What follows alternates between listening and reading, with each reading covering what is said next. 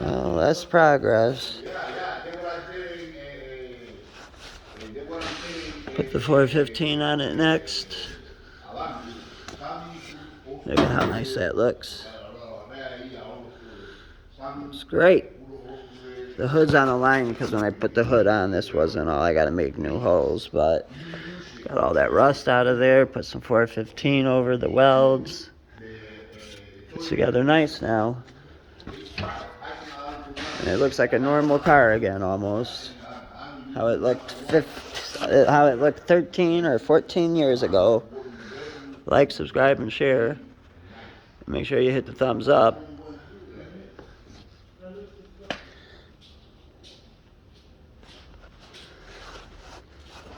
That's obviously new.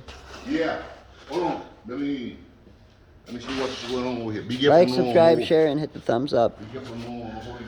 Look how nice and smooth that is right now. How this is the right way, finally. And all that, and that, and all that. Like, subscribe, share, and hit thumbs up.